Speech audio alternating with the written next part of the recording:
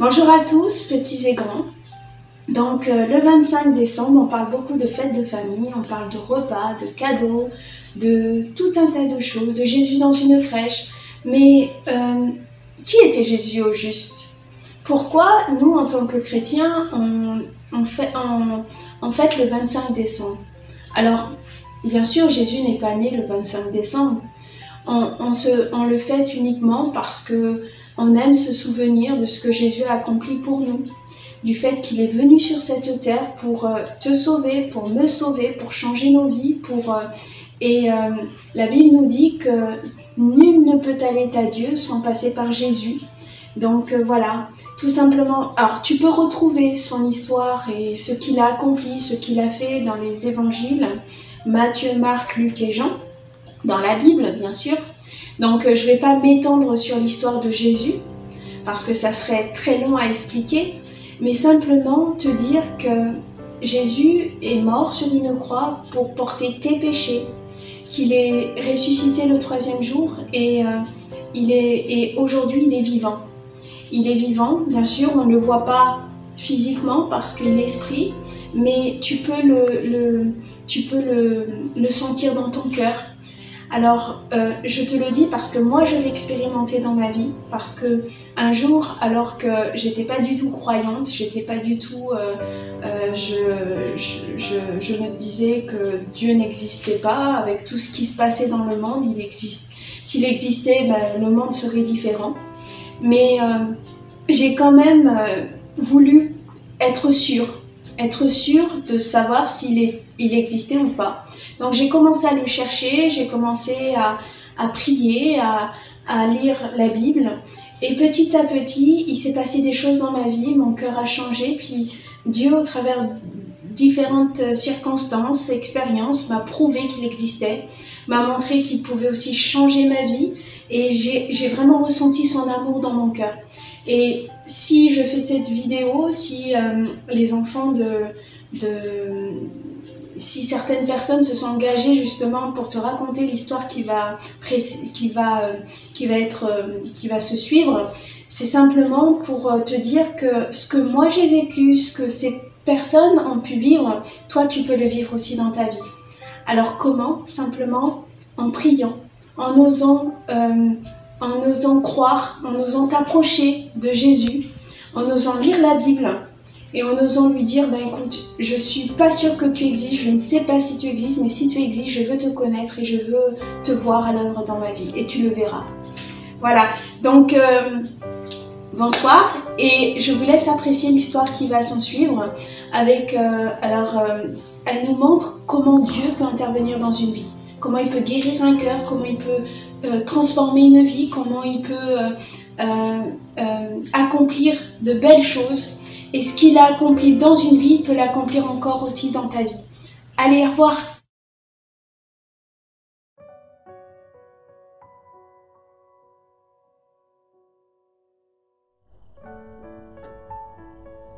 Nous étions rassemblés en famille dans notre maison.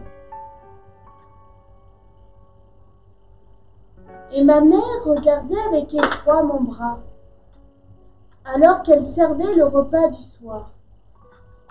Candy, toi tu es au bras. Va dans ta chambre s'il te plaît.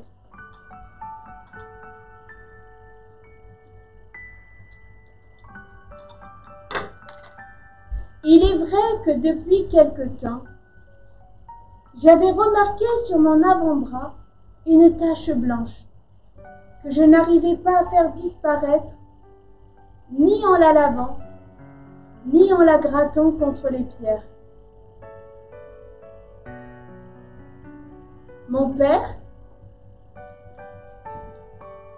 aussi regardait avec stupeur la tache blanche sur mon bras.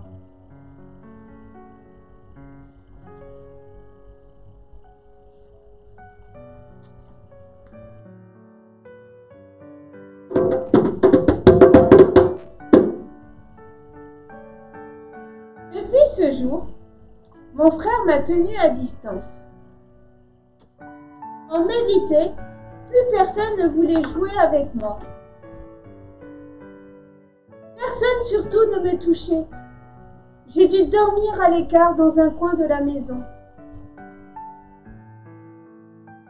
Jamais plus, depuis ce jour, ma mère ne m'a pris dans ses bras pour me parler doucement à l'oreille.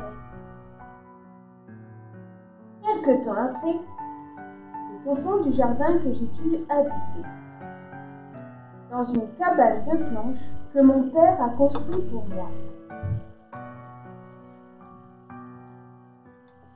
Des taches blanches, j'en avais maintenant sur tout le corps.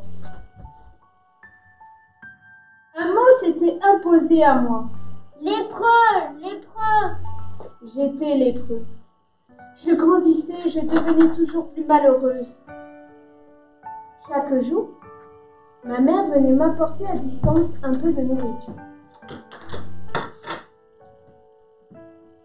Oh, comme j'aurais voulu me précipiter vers elle et lui dire « Maman, je suis toujours ta petite fille !»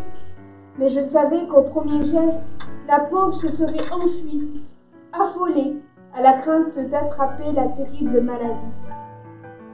Comme elle a dû souffrir elle aussi.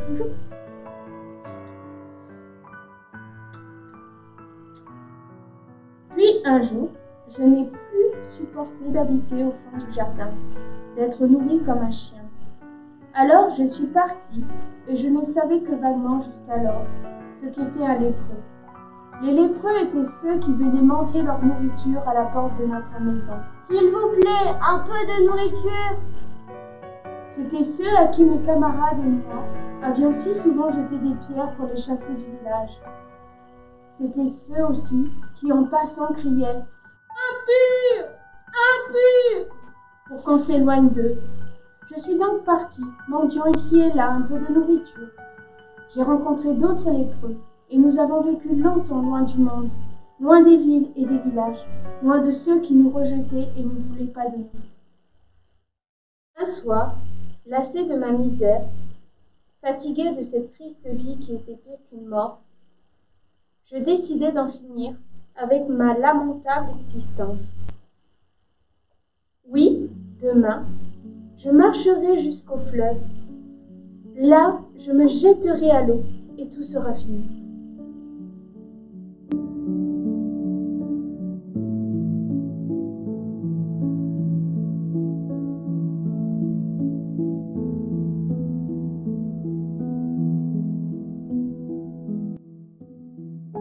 Un vieillard assis sur une pierre plate au bord du chemin.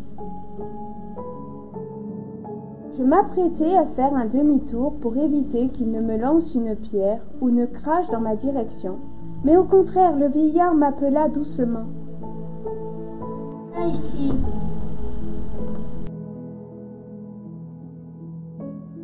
Craintif, je m'approchai et le vieillard m'invita à m'asseoir. Il me parla doucement de ma maladie. Il me parla aussi d'une autre maladie qui rongeait mon cœur et qui s'appelle le péché. Il me parla d'un endroit où on soigne les lépreux comme moi. Mais il me parla aussi d'un certain Jésus qui pouvait guérir la maladie de mon cœur. Je sentis mon cœur se briser et des larmes montaient aux yeux. Je cachai mon visage dans mes mains et je restai ainsi longtemps, n'osant lever la tête.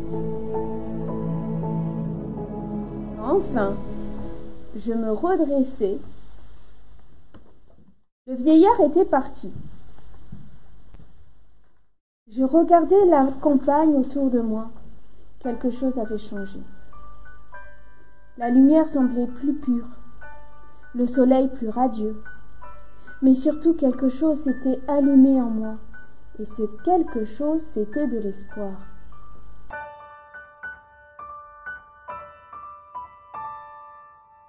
Le vieillard m'avait indiqué un endroit appelé léproserie. Oui, je voulais y aller. J'ai longtemps marché, j'ai beaucoup cherché. Quand enfin j'ai découvert le lieu indiqué, je me suis trouvée devant un grand bâtiment blanc. Rempli de crainte, j'hésitais à frapper à la porte. Allait-on me chasser comme tant et tant de fois? Je finis par frapper. On m'a ouvert, on m'a souri et on m'a fait entrer.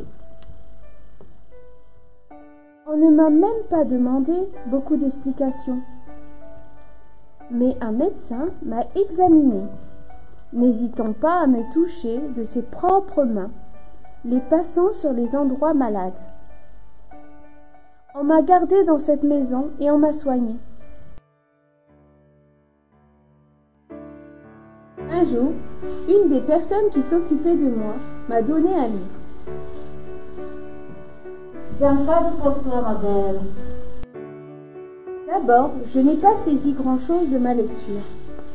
Mais un soir, j'ai lu ce que Jésus dit. Je ne mettrai point dehors celui qui vient à moi. Alors j'ai compris que le vieillard là-bas, qui m'avait appelé près de lui, sur le chemin, et celui qui m'avait ouvert la porte de la léproserie, et aussi le médecin et tous ceux qui s'occupaient tous les jours de moi, ils avaient tous le même maître, Jésus. Si c'est à cause de Jésus qu'ils m'ont accueilli et qu'ils me soignent avec tant de dévouement, alors ça vaut la peine de le connaître. Lui, Jésus le Maître, lui pourra me guérir du péché qui me ronge. Ce soir-là, pour la première fois de ma vie, j'ai prié Jésus mon Père. À la léproserie, on m'a donné des médicaments pour soigner ma lèpre.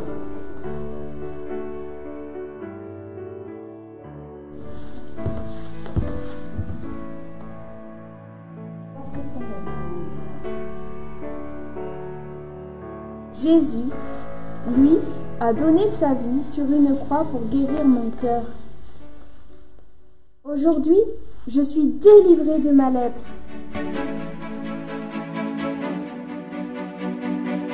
Je pourrais vous raconter avec quelle joie mes parents m'ont accueilli quand je suis retournée à la maison. Je pourrais aussi vous raconter comment, maintenant, moi aussi, j'aide à soigner les lépreux. Mais ce que je voudrais vous dire avant tout, c'est que Jésus m'a aimé. Il m'a pardonné de tous mes péchés. Oh, si beaucoup pouvaient encore apprendre à connaître celui qui dit « Je ne mettrai point dehors celui qui vient à moi ». Jean, chapitre 6, verset 37.